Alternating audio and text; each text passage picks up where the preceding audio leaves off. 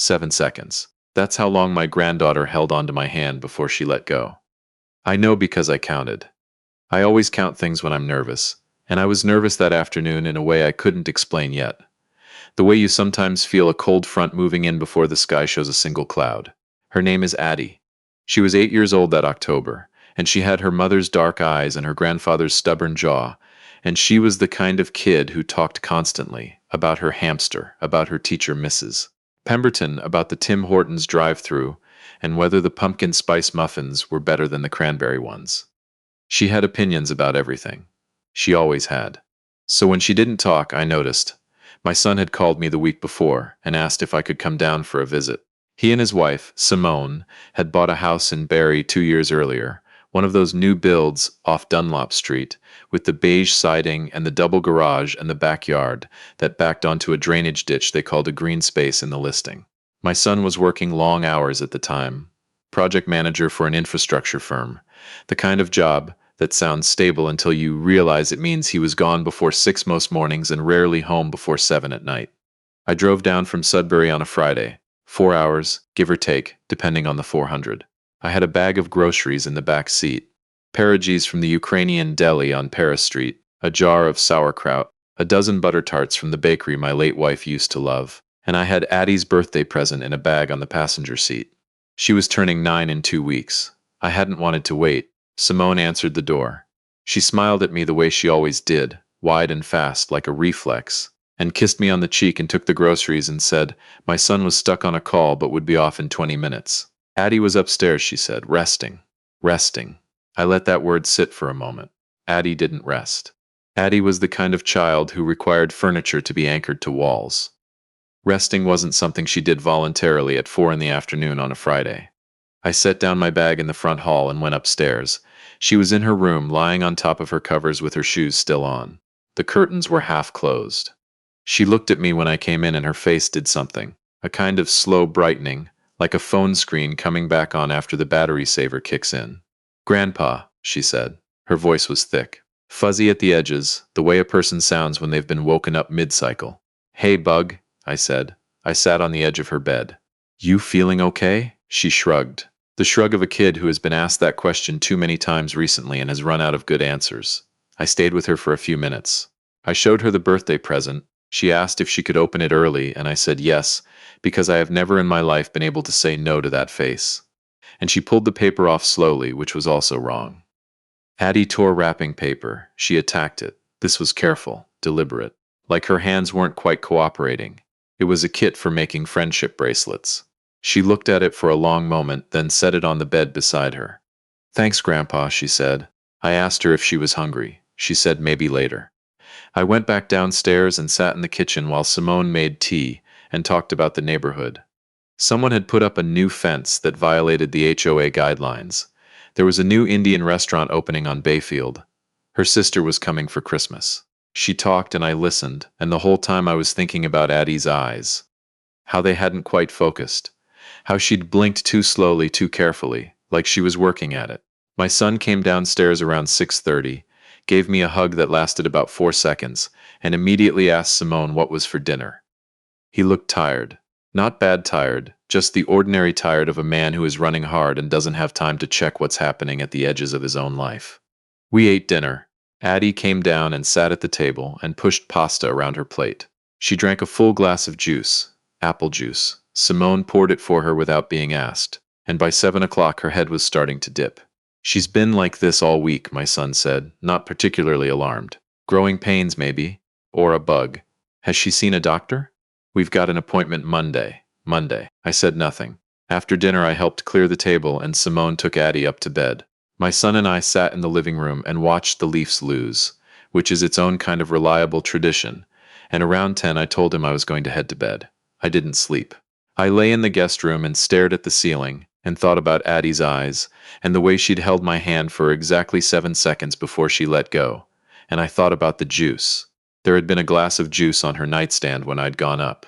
Half full. Apple juice. And there had been a glass at dinner. And now that I was lying there in the dark turning things over, I was realizing that both times Simone had poured it.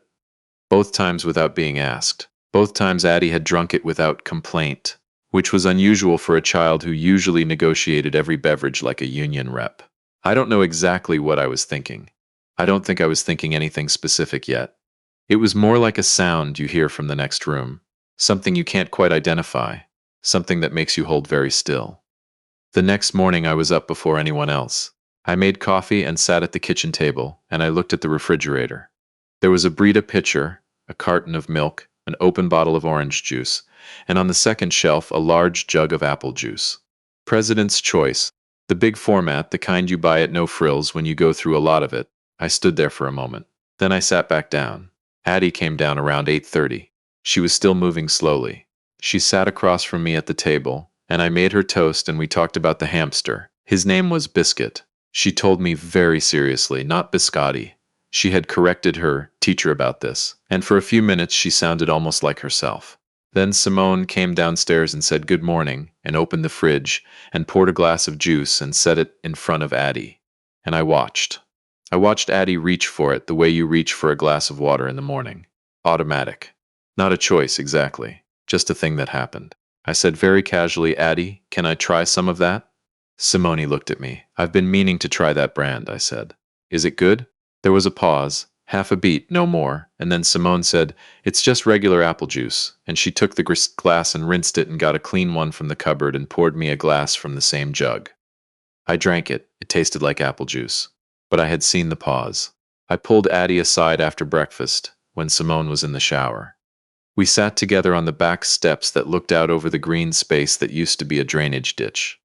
A squirrel was doing something aggressive to a bird feeder someone 3 yards down had put up. Bug, I said, I need to ask you something and I need you to tell me the truth, okay? Even if it feels weird. She looked at me very carefully. 8-year-olds can tell when adults are serious. They have radar for it. Your juice, I said. In the morning. Does it always taste the same? She thought about it. She picked at a chip of paint on the step. Sometimes it tastes a little different, she said. Like when you add vitamins to stuff and it tastes kind of funny. Does your mom put vitamins in it? Another pause.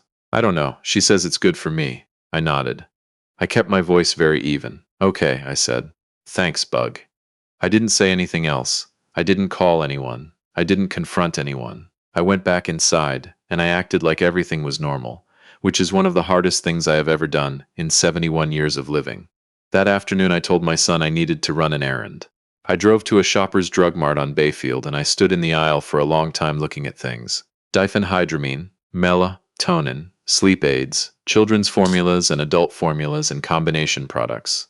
Then I drove back to the house. That evening after dinner I went back upstairs. Addie was in her room. The juice glass from her nightstand was empty. I took it, just picked it up. Casual, said I'd bring it down to the kitchen. I wrapped it in a grocery bag and I put it in my overnight bag. I barely slept again. Sunday morning I told my son I had to head back to Sudbury a little earlier than planned. He looked disappointed the way people do when they're too busy to have actually planned to spend time with you. I hugged Addie for a long time. She didn't want to let go. I'll be back soon, I told her. Promise? Promise. I drove 40 minutes south to Barrie's closest walk-in medical clinic that did any kind of toxicology consult, which took me 3 phone calls and most of my patients to locate. I explained the situation to the doctor, a young woman who looked about 32, which is the age doctors start to look to me, as calmly as I could. I told her about the behavior changes. I told her about the juice. I told her I had a glass that had residue in it, and I wanted to know if there was any way to test it. She looked at me for a long moment. Then she said, we can't test a glass here. But what you're describing, the lethargy, the slow response, the excessive sleep that's consistent with sedative exposure in a child. If you want to know for certain, you need to bring her in for a blood test. I thanked her and drove back to Barrie. I called my son from the parking lot of a Swiss chalet on Dunlop and I told him I was coming back. I told him I needed to take Addie to a clinic. He said, what? I said I needed him to trust me for about 3 hours and that I would explain everything after. There was a long pause. My son has known me for 43 years and he has learned, slowly, that when I use that particular voice, the one I'm using right now, writing this, it's not the time to ask questions. It's the time to get the coats. He met me at the door. Simone was in the living room. My son told her we were taking Addie to the clinic, that she'd been run down and he wanted to get her checked out. Simone stood up and said she'd come. My son said we'd be fine. She sat back down. She was watching me. The clinic was a pediatric walk-in on Ann Street. The doctor, a man in his 50s with a gray beard and the particular tired calm of someone who has seen a lot, listened to everything I said. I described the symptom timeline. I mentioned the juice. I mentioned my concerns. I did not accuse anyone of anything. I just laid out what I had observed, in order, like you'd give directions. He ordered a blood panel. We sat in a small waiting room with plastic chairs and a rack of parenting magazines, and Addie fell asleep against my shoulder within 10 minutes. I sat there with her weight against me, and I looked at the wall and I thought, please let me be wrong. Please let this be vitamins and an overtired kid and an old man who reads too much into things. The doctor came back 47 minutes later. He closed the door behind him. He sat down. He looked at my son first, and then at me, and then he said, her blood work is showing elevated levels of diphenhydramine. That's the active ingredient in Benadryl and a number of other over-the-counter sleep aids. In a child her size, this amount would cause significant sedation. My son said, what? The doctor said it again, gently. My son said, but we didn't give her. We don't. We've never. He stopped. He looked at me, and I saw the moment when the understanding moved through him. I have never wanted less to be right about something in my life. The doctor told us he was obligated to contact Children's Aid Society of Ontario. He said this matter-of-factly, the way you say something that is simply true and non-negotiable. He said Addie would not be going back to the house tonight, and he wanted to know if there was a family member she could stay with in the interim. I said she could stay with me. He nodded. He made a call. My son and I sat outside in the parking lot of the clinic for almost an hour. Addie was inside with a nurse, watching something on a tablet. The evening was cold the way October evenings in Ontario are cold. Properly cold, the kind that gets into your jacket, and neither of us spoke for a long time. Then my son said, how long have you known? Since yesterday morning, I said. I wasn't certain. I'm still not certain about everything. But I was certain enough. He nodded. He was staring at the parking lot. A woman walked past with a toddler on her hip and a stroller folded under her arm, and she didn't look at us, and the ordinary world just kept going around us while ours came apart. She would have told me it was vitamins, he said. If I'd asked? I know. She did tell me that. Last month. Addie's been tired and she said she'd started giving her a children's vitamin in the morning. I said nothing. He put his hands on the steering wheel and he pressed them there, like he needed to hold on to something. The CAS worker arrived within 90 minutes. She was a woman in her 40s, practical coat, calm voice, the kind of person who has done this enough times that she knows how to be present without performing anything. She took my information. She took my son's information. She explained what the next steps looked like. Simone was contacted that night. I don't know exactly what was said in that house, on the drive-through subdivision street in Barrie, when the CAS worker knocked on the door and my son wasn't there. I know what my son told me later, which was that Simone had been surprised and then very calm in a way that didn't seem like innocent surprise. That's all he said. Addie came back to Sudbury with me. We drove up the 400 with the heater on and the radio on low, and she slept most of the way, real sleep this time, not the wrong kind, and I kept looking at her in the rear-view mirror, the way you check on something fragile you're transporting. The weeks that followed were not simple. Nothing about this was simple. My son retained a family lawyer, a woman with an office in downtown Barrie, who specialized in family law and had the particular no-nonsense quality you want in someone who is going to go into a courtroom on behalf of your grandchild. The toxicology report was entered into evidence. The pharmacy records were subpoenaed. What they found was 7 months. 7 months of purchases, Benadryl Zizquil, a store-brand diphenhydramine from the Walmart on Mapleview, tracing back to the previous spring. Enough to establish a pattern that no reasonable person could call accidental. The Crown Attorney's office took it from there. My son had married Simone 4 years earlier. She'd come into the relationship with a marketing job, a condo she was trying to sell, and an ease with people that he'd mistaken for warmth. He told me once, in the early days, that she was the most social person he'd ever met.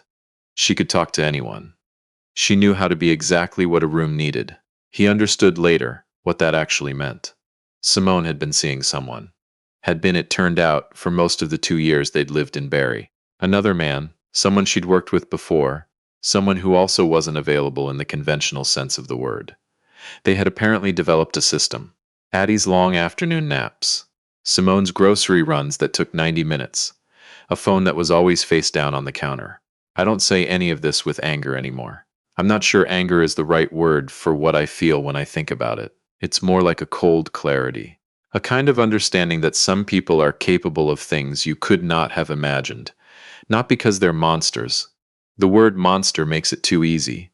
But because they decided that what they wanted mattered more than what they were doing to a child to get it. Addie stayed with me in Sudbury through most of November. She enrolled in the school 3 blocks from my house.